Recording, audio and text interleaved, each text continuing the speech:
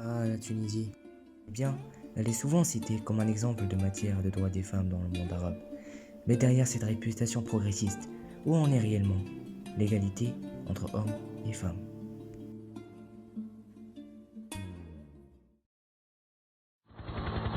13 août 1956. La fête de la femme, il fallait l'inventer. On l'a inventé en pays musulman. Tout commence avec cet homme, l'Arbi Bourguiba. Avec cette date du 13 août 1956, l'Arbi Bourguiba, premier président de la République tunisienne, récemment indépendante du régime français, instaure le code du statut personnel. Ce fut un texte révolutionnaire. Dans la liaison, on se dirige explicitement au domaine conjugal, et plus précisément au mariage, où il interdit la polygamie, instaure l'égalité dans le mariage et facilite l'accès des femmes au divorce. Le président Bourguiba, seul, contre toutes les traditions, promulguait le code du statut personnel. Mais essayons de passer encore le temps et aller en 2014.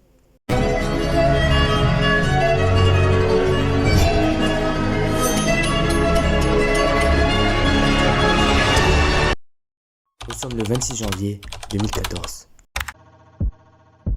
C'est un jour historique dans l'histoire politique moderne de la Tunisie.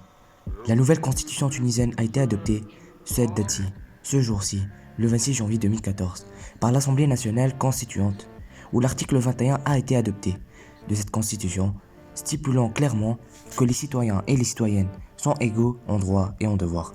Ils sont égaux devant la loi sans discrimination. Et cette constitution va donc avantager de plus en plus les droits et les devoirs de la femme dans la société tunisienne. Et puis en 2017, une loi historique est votée pour lutter contre les violences faites aux femmes. Mais dans les faits, tout n'est pas si simple. Les femmes restent moins bien payées que les hommes et peinent à atteindre des postes de décision, montrant les inégalités qui persistent dans la société tunisienne, malgré tout cela. Sur le lieu du travail, la violence reste quelque chose de très fréquent.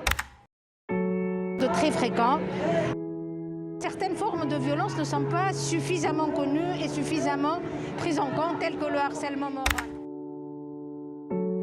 C'est donc dans cet état que les femmes tunisiennes sont représentées dans la société, sans évoquer le chômage féminin qui est très élevé, où les femmes sont sous-représentées. Mais ici, malgré la loi de 2017, beaucoup de femmes victimes de violences ont du mal à obtenir justice. L'État doit prendre en charge la question de la lutte contre la violence à l'égard des femmes.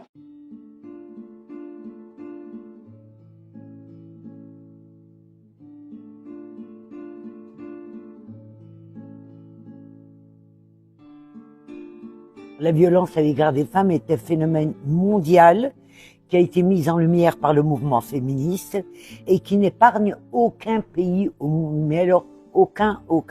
Donc la Tunisie ne fait pas exception. Mais heureusement, la société civile se mobilise.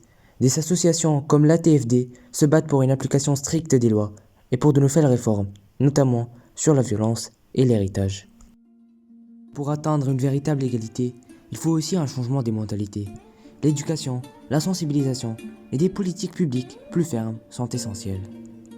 Et la Tunisie, elle a eu des avances par rapport à ses pays voisins, conformistes, notamment avec le déclenchement du printemps des Arabes. Des avances essentiellement déclenchées par Bourguiba, les lois de 2014, 2017 ou encore le combat des associations féministes et des manifestations. La Tunisie a fait de grands progrès, mais le chemin vers l'égalité des sexes est encore long.